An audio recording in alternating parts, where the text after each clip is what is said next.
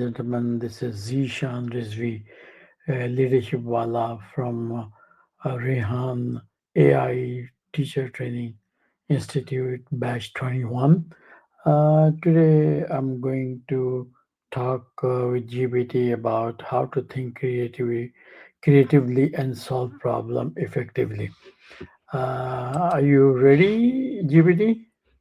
Absolutely, Zishan. I'm ready to dive in. I'm So, really yeah, my topic is today, and I have few questions on how to think creatively and solve problem effectively. So, my first question is, what does creative thinking really mean in today's fast changing world?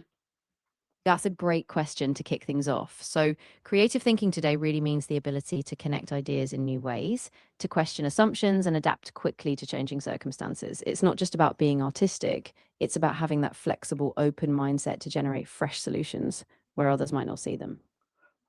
Can creativity be learned, or is it an inborn talent? That's a really important point. Creativity is definitely something that can be developed. While some people might have a natural inclination, everyone can build creative habits. Things like exposing yourself to new experiences, practicing curiosity, and intentionally challenging your own thinking. So it's absolutely learnable. And how do we break free from conventional thinking patterns? Great follow up.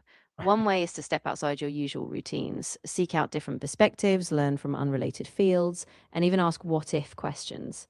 Also, give yourself permission to fail. Sometimes those unconventional leaps come from letting go of the fear of being wrong.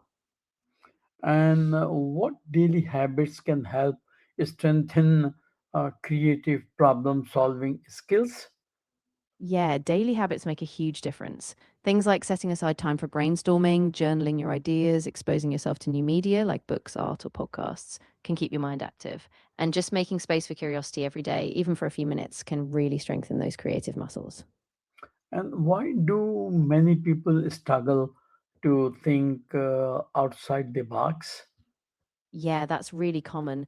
A lot of people get stuck in familiar patterns because it feels safe or because they haven't been given the space to experiment. But once you create that space without judgment, it becomes easier. And people often surprise themselves with what they come on with. And how come failure become a powerful tool for creative growth?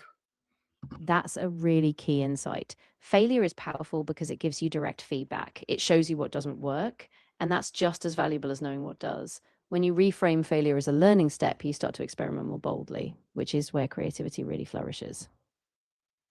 And what role does curiosity play in solving complex problems? Curiosity is absolutely essential. It drives you to ask deeper questions, to dig beneath the surface, and to explore possibilities you might otherwise overlook. Without curiosity, you might just stick to the first answer, but with it, you open the door to more innovative and effective solutions. And how do successful innovators approach problem differently? Successful innovators tend to approach problems with a sense of play. They experiment, they iterate, and they embrace ambiguity. They often reframe challenges as opportunities and are really persistent. They don't give up after one try. So it's that blend of curiosity, resilience, and openness that sets them apart. Excellent. And what techniques can help generate new and original ideas quickly? Yeah, there are a few great techniques. Brainstorming is a classic, especially if you set a timer and suspend judgment. You can also use mind mapping to connect disparate ideas, or scamper, which is a technique that asks you to substitute, combine, adapt, modify, and so forth. These kind of structured approaches help unlock fresh thinking pretty quickly. And how can we train our brain to see opportunities in challenges? It's really about shifting perspective. You can do this by deliberately asking yourself, what if this challenge is an opportunity in disguise? You can also practice gratitude, focusing on what you're learning, and remind yourself that every obstacle is a chance to adapt. Over time, that habit of reframing really sticks. And what is the connection between creativity and critical thinking? That's a great connection. Creativity generates those new original ideas, but critical thinking is what helps you refine and test them. You need both creativity to explore possibilities and critical thinking to ensure those ideas work in the real world. Awesome. And how does stress impact our ability to think creatively? Yeah, stress can really block creative thinking. When we're stressed, our brain tends to focus on immediate threats, which narrows our perspective. So, when we reduce stress through things like mindful breaks or relaxation, our mental space opens up and we can access more creative, expansive thinking. Can collaboration improve creative problem solving? If yes, how? Absolutely. Collaboration brings together diverse perspectives, which means you get a wider range of ideas and approaches. When people build on each other's thoughts, they spark new connections and insights. Plus, collaboration creates a sense of shared energy and momentum, which really propels creative problem solving forward. All right. And what are some real life examples of creative solutions that changed the world? Oh, there are so many great examples. Think of the internet itself, born out of a creative solution to connect researchers, or something like the polio vaccine. Jonas Salk used a creative approach to develop it. And even everyday innovations like Airbnb, born from a creative rethink of how we use space. And how important is observation in developing creative thinking skills? Observation is absolutely crucial. By paying close attention to the world around you, details, patterns, how people interact, you gather raw material for new ideas. Often the most creative insights come from simply noticing what others overlook. And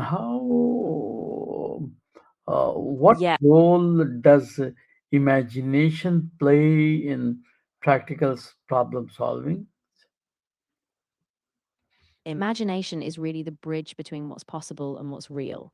It lets you visualize solutions that don't exist yet, and then you can ground them in practical steps. Without imagination, you're just reacting to problems, but with it, you can proactively design solutions.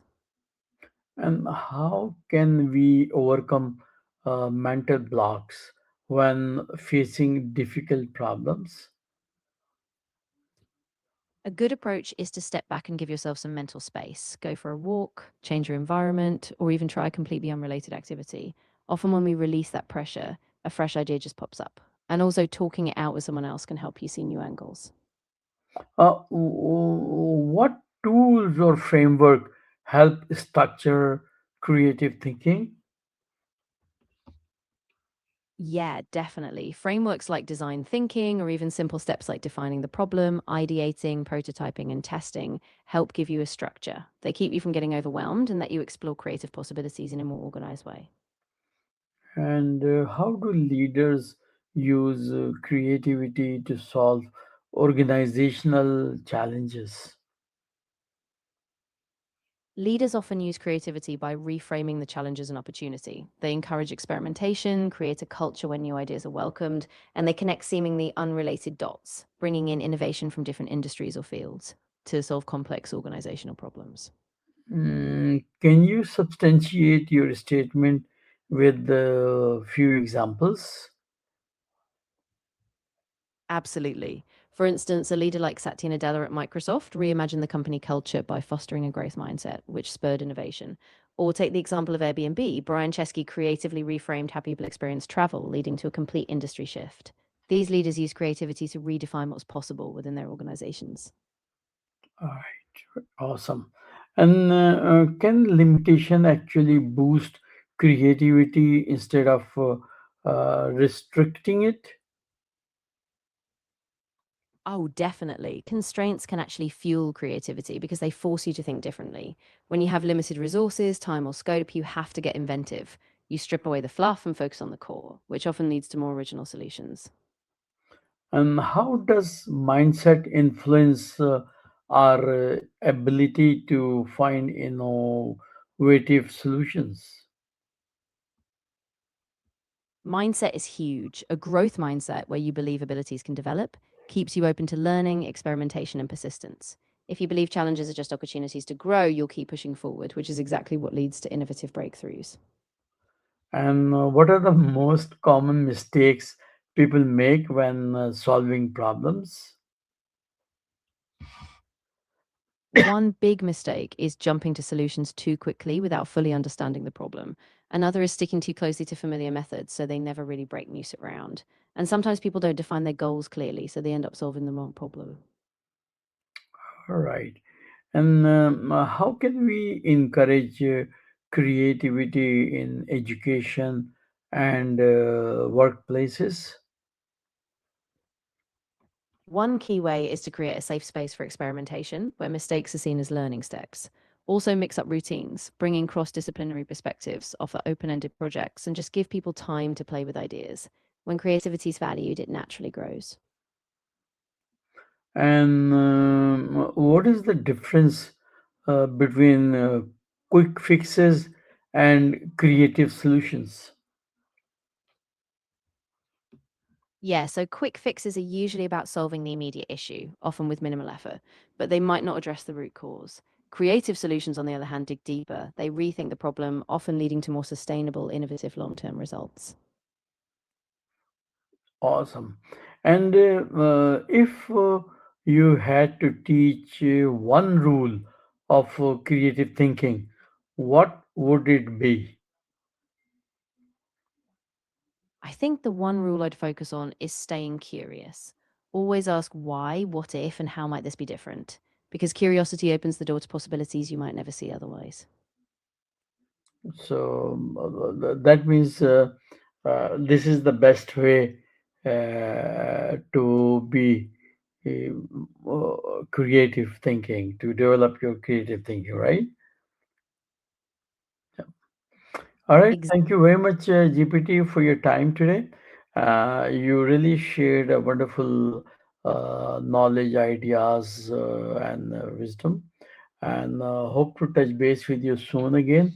And let me say bye for tonight. And once again, thank you very much. Have a wonderful day.